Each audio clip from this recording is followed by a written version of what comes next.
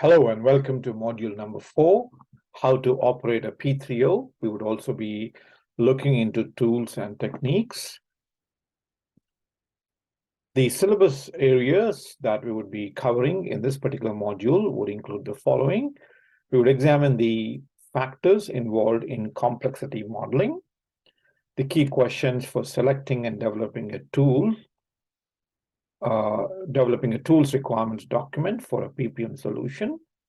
Oftentimes, we adopt a PPM solution even without designing our internal processes.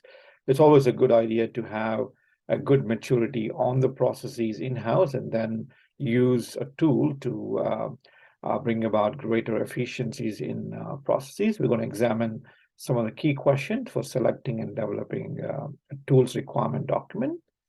We would look into the factors involved in choosing knowledge management tools and techniques. We would examine the critical success factors and benefits of using tools and techniques. We would look into appropriate tools and key questions to ask when selecting enterprise PPM tools. Which techniques are appropriate to use, including when and how to apply and interpret them, is another syllabus topic that we would cover. And then at level 4 we would look into whether the use of tools and techniques is appropriate with reasons and whether they have been tailored appropriately. And finally, critical success factors and benefits and whether they are likely to be achieved through the use of specialized tools and techniques. These would be the syllabus topics that we would cover as a part of this broader syllabus area. Now, even before we dive into the tools and techniques, let's kind of have a quick overview of the definitions of what we mean by tools and techniques. So here are a few definitions. A tool is defined as a data manipulation system that is used to present information to inform and improve decision making, whereas a technique is a procedure to accomplish a specific activity or task. Good to kind of note these definitions. Now, when we think about tools, broadly, there are 3 types of tools that we could think about in the P3O space. There is where only one person uses the tool. For example, a standard Microsoft project version is an example of an individual tool where the individual would work on one's own desktop or laptop. And then you have collaborative tools where multiple people access a single set of information through a tool. Example would be Microsoft Teams. It's a collaborative tool where a lot of people can access a single set of information. And then you have integrated tools where multiple people access multiple sets of information that is integrated in some manner through a tool. You could think about an EPM integrated by APIs through other in-house finance or payroll kind of systems. So those would be examples of integrated tools. Standard techniques can be found in a number of places. Now, let's kind of briefly examine the benefits of automated tools. There are 8 key strategic benefits. We're going to do a deep dive on each of them. So at a very high level, the names of the 8 strategic benefits are: it results in automation of business processes. It helps in improved compliance to business processes. It improves timelines of decision support information.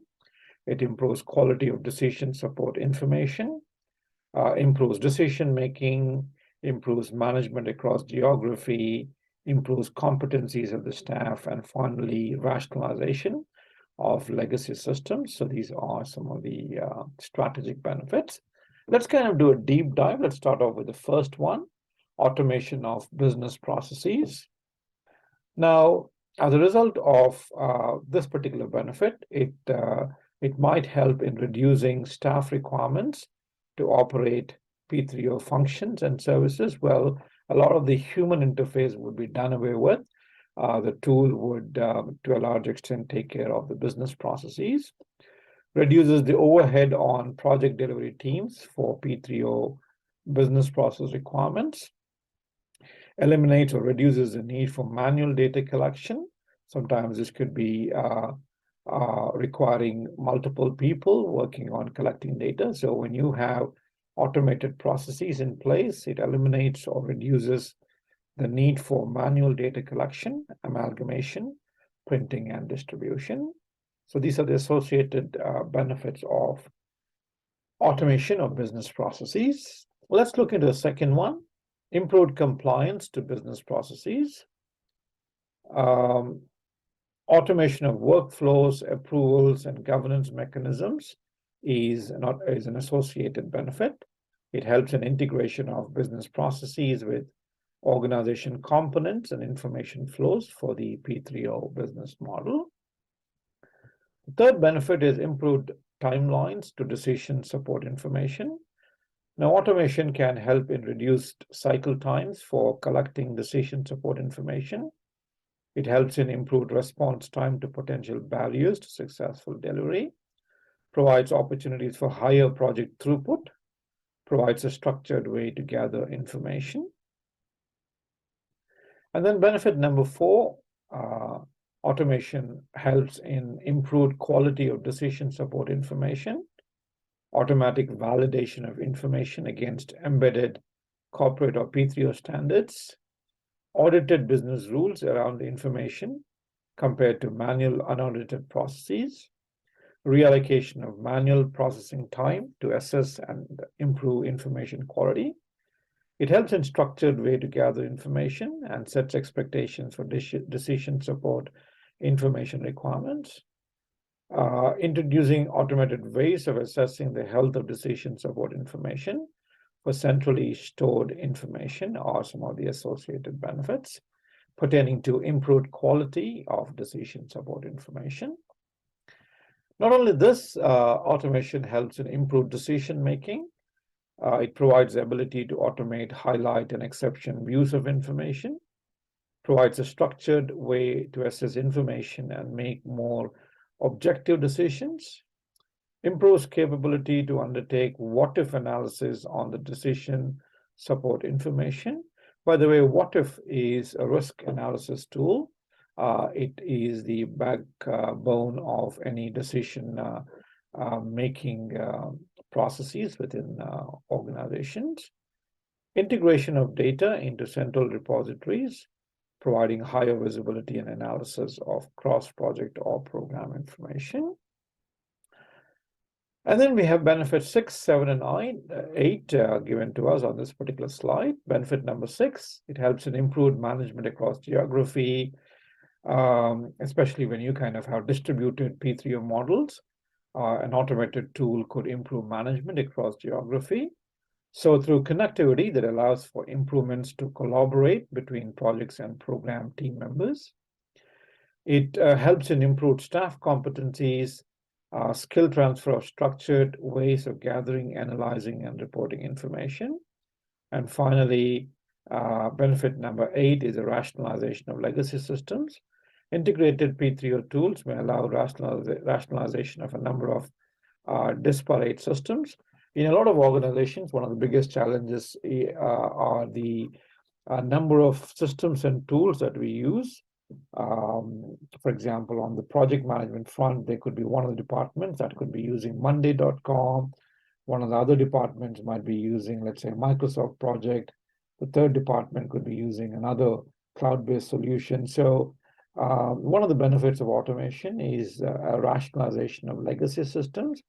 We could look into integrated P3O tools that allows for some of these isolated non-connected systems to be done away with. So these are some of the benefits associated with automation. Let's examine some critical success factors. Now, critical success factors pertaining to tools, techniques, and automation are the following. Focusing on adding value to the organization rather than the features of the tools is an important success factor.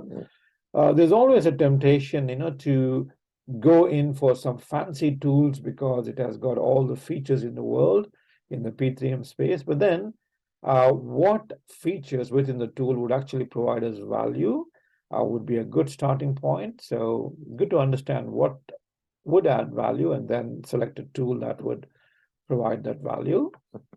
Another success factor match the sophistication of the tools and techniques to the PPM maturity of the organization.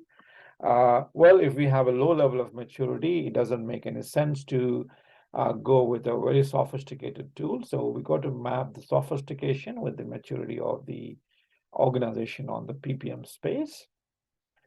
There is a need for project and program standardization and data quality. Even before we go ahead with the tool, we got to kind of agree on things like a standard life cycle of a project or program, standard data fields that we would need to gather data from, things of those nature, even before we go ahead with the tool. Understand the intent of the tool or technique is another critical success factor. Implement tools as part of an organizational change effort. Well, one of the biggest challenges with implementing tools is the resistance to change. People are comfortable using some of the older tools or techniques. So the moment we introduce a new one, there's often a resistance, and therefore good to kind of implement tools as a part of organizational change effort. Maximize success through program and project delivery through incremental implementation. Agree on tool ownership within the organization. Let's kind of look into certain factors involved in complexity modeling. Complexity modeling is one of the techniques. In P3O, let's look into the factors involved in complexity modeling. Now, the purpose of complexity modeling is to determine the appropriate life cycle and governance for the program or project based on its complexity. The key benefit is in providing a structured approach to the tailoring of the standard life cycle and governance structures for a program or a project, thus providing flexibility, at the same time maintaining standardization for portfolio management requirements, such as the roll-up of information for governance, escalation, and reporting purposes. Number 3, each program or project going through business case approval should be assessed against a range of criteria to give an overall business criticality or risk rating. For example, when we gauge a particular investment, be it a project or a program, we would need to kind of look into ideas such as what is the cost to the total investment, what is a total risk profile. There could be different aspects of risk thinking that we could plug in, and those would really help in choosing the right tool. Number 4, criteria may include budgeting, timeline of the project or program, innovation. Does a project or program engage with multiple suppliers, the types of customers, brand awareness, size of team, number of business functions involved, are all important factors that would help us design and develop the complexity of a project or a program. Organizations may develop their own risk ratings based on the organizational risk process. As an example, if you look into some of the investments within UK, Australia, or New Zealand, one of the things that they do even before they begin the journey on creating a business case is to understand the risk profile assessment of that particular investment. Most of these large investments would have to go through a process of completing a series of questions on an Excel sheet, and the tool would kind of give a risk rating, a complexity rating for that particular investment, and that particular rating would kind of drive what kind of controls, what kind of approach would we take in terms of delivering that particular investment. Another example of a tool used to inform the tailoring of approaches for UK government is a risk potential assessment, which was what I was talking about, provided by the Office of Government Commerce Gateway Reviews. This assessment is a technique provided via a single spreadsheet that rates the degree of complexity for acquisition-based programs and projects. You could, if you would like to have further information, you could type in better business cases and see if you could, get some templates for risk profile assessment. it's worth kind of looking into the kind of questions that they would ask and how they arrive at a profile assessment, a potential assessment for that particular project or program.